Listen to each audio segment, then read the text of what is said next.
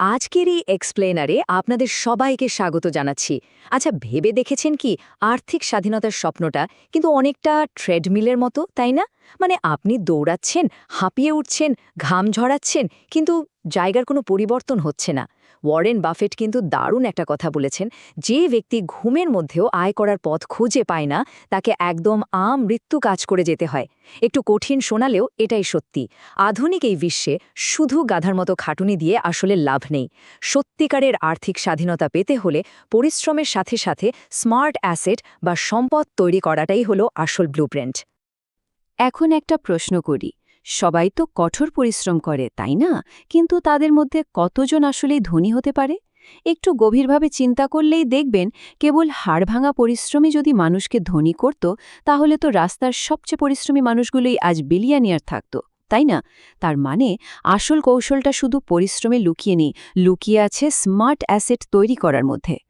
তো আজকের এই পুরো জার্নিতে আমরা কি নিয়ে কথা বলবো? ১. আমাদের মস্তিষ্ক কেন টাকা বোঝে না। ২. চমৎকার একটা ফর্মুলা, ৫০-৩০-২০ জাদুকরি টাকার ফর্মুলা। ৩. এমার্জেন্সি ফান্ড আর বিনিয়োগ। ৪. ভবিষ্যতের সম্ভাবনাময় কিছু দারুণ স্মার্ট ব্যবসা। এবং সবশেষে ৫. ৯০ দিনের একটা ফোকাস চ্যালেঞ্জ। চলুন শুরু করা যাক। পর্ব ১। আমাদের মস্তিষ্ক আসলে কেন টাকা বোঝে না। একটু খেয়াল করে শুনুন, পৃথিবীর বয়স কিন্তু ৪৫০ কোটি বছর, আর মানুষ এসেছে মাত্র ৩ লক্ষ বছর আগে। এই লক্ষ লক্ষ বছর ধরে মানুষের একমাত্র চিন্তা কি ছিল জানেন? কিভাবে শিকার করে জাস্ট টিকে থাকা যায়। কিন্তু এই যে আধুনিক মুদ্রার প্রচলন, মানে টাকা, এটা এসেছে মাত্র ২৫০ বছর আগে। বলতে গেলে বিবর্তনের পুরো ইতিহাসে টাকা হলো একদম শেষ মুহূর্তের একটা ছোট্ট আপডেট। আর ঠিক এই কারণেই আমাদের ওই আদিম সার্ভাইভাল বা টিকে থাকার সহজাত প্রবৃত্তিগুলো অনেক সময় আমাদের লজিক্যাল আর্থিক সিদ্ধান্তগুলোতে বাধা দেয়। আমাদের ব্রেন আসলে এখনও টাকার কনসেপ্টের সাথে পুরোপুরি অভ্যস্তই হয়ে ওঠেনি। তো এর সমাধান কি? এখানেই আসছে আমাদের পর্ব ২, ৫০-৩০-২০ জাদুকরি টাকার ফর্মুলা। চলুন দুজন মানুষের কথা ভাবি।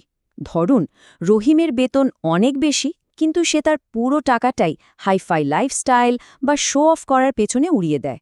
মাস শেষে তার পকেট একদম ফাঁকা, এমনকি ঋণে জর্জরিত।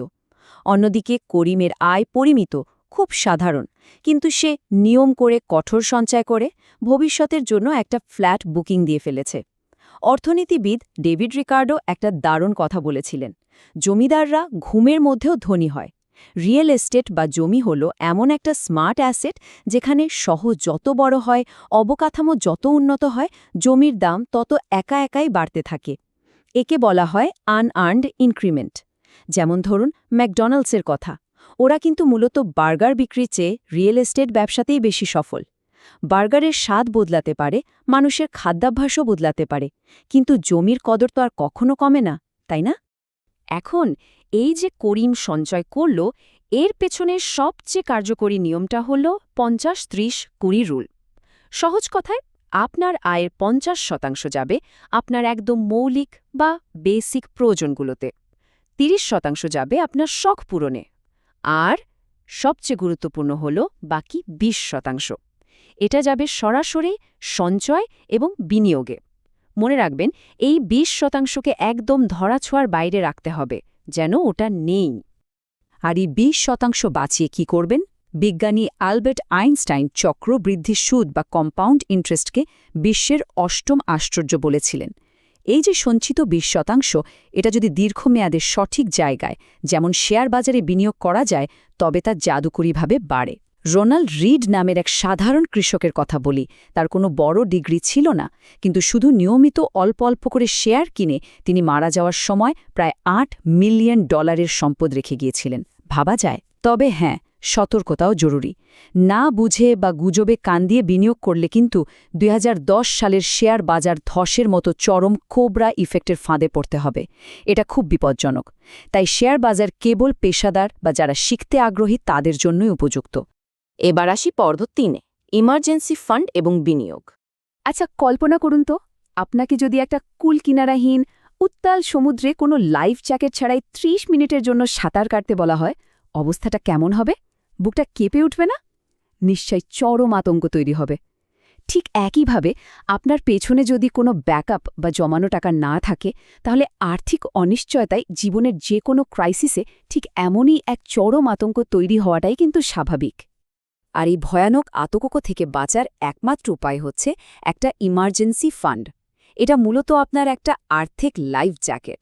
হঠাৎ যদি চাকরি চলে যায় বা ব্যবসায় কোনো বড় ক্ষতি হয়, তখন যেন অন্তত 6 থেকে 12 মাস আপনার পরিবার নিয়ে ভালোভাবে সার্ভাইভ করতে পারেন, ঠিক সেই পরিমাণ টাকাটা ব্যাংকে আলাদা করে রাখতে হবে। এই ফান্ডটাই আপনাকে যে কোনো স্মার্ট ব্যবসায়িক ঝুঁকি নেওয়ার জন্য পূর্ণ আত্মবিশ্বাস যোগাবে। এবার চলে যাচ্ছি পর্ব 4-এ, ভবিষ্যতের সম্ভাবনাময় কিছু দারুণ স্মার্ট ব্যবসা। আমরা অনেকেই তো মনে করি বিশাল জনসংখ্যা মানেই দেশের জন্য একটা বড় বোঝা, তাই না? কিন্তু সত্যিটা হলো এটি আসলে অর্থনীতির এক লুকানো গুপ্তধন। এই বিশাল জনসংখ্যার প্রতিদিনের যে সাধারণ মৌলিক চাহিদাগুলো আছে, সেগুলো যদি আপনি স্মার্ট উপায়ে মেটাতে পারেন, তবে সেখান থেকেই অভাবনীয় একটা সাফল্য নিয়ে আসা সম্ভব। যেমন ধরুন, এই সমন্বিত কৃষির মডেলটার দিকে একটু তাকান।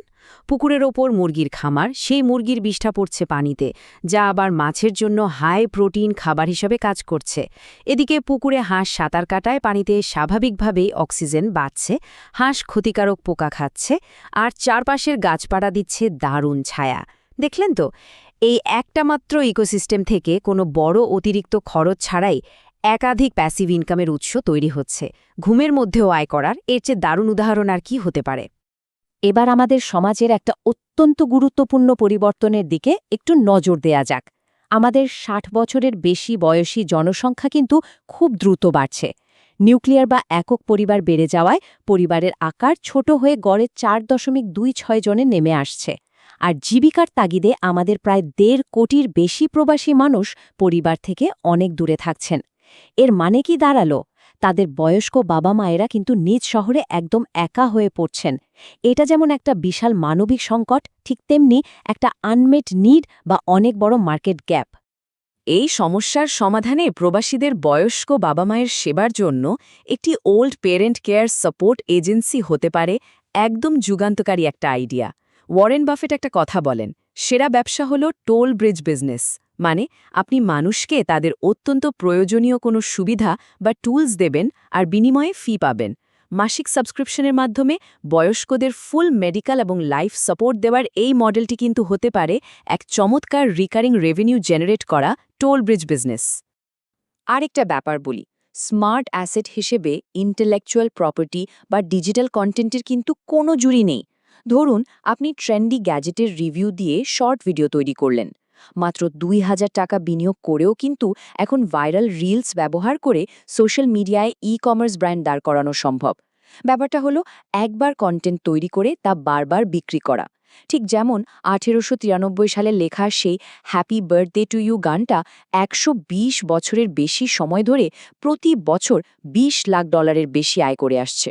কিংবা ধরুন আয়মান সাদিকের 10 মিনিট স্কুলের ভিডিও বা কোর্সগুলো একবার তৈরি করার পর বারবার বিক্রি হয়ে সাবস্ক্রিপশন বা প্যাসিভ ইনকাম আসছে।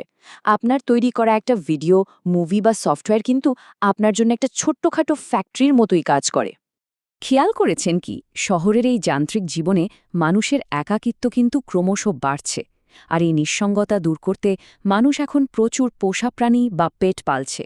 তাই শহরে একটা সুন্দর পেট শপ এবং এর সাপ্লাইয়ের ব্যবসা অত্যন্ত লাভজনক হতে পারে, কারণ এর গ্রোথ খুব কনসিস্টেন্ট। পাশাপাশি আরেকটা চমৎকার টোল ব্রিজ মডেল হতে পারে এটিএম মেশিনের বিজনেস। জানেন কি, আমেরিকায় অর্ধেক এটিএম মেশিন কিন্তু কোনো ব্যাংকের নয়, বরং আপনার আমার মতো সাধারণ মানুষের মালিকানাধীন। প্রতিটি লেনদেনে $2.5 থেকে $3 ফি পাওয়া যায়, যা দারুণ প্যাসিভ ইনকাম।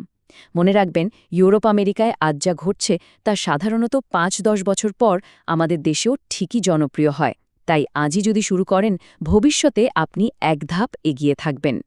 এবার চলে এলাম আমাদের একদম শেষ পর্বে, পর্ব 5, 90 দিনের ফোকাস চ্যালেঞ্জ। 90 সংখ্যাটা খুব সাধারণ মনে হলেও এটি অত্যন্ত শক্তিশালী একটা নিয়ম। আমরা তো অনেক আইডিয়া জানলাম, তাই না? কিন্তু বারবার লক্ষ্য পরিবর্তন না করে যে কোনো একটি স্কিল বা ব্যবসাকে বেছে নিন। তারপর টানা 90 দিন বাইরের সব বিভ্রান্তি দূরে সরিয়ে শুধুমাত্র ওই একটা কাজেই সম্পূর্ণ ফোকাস করুন।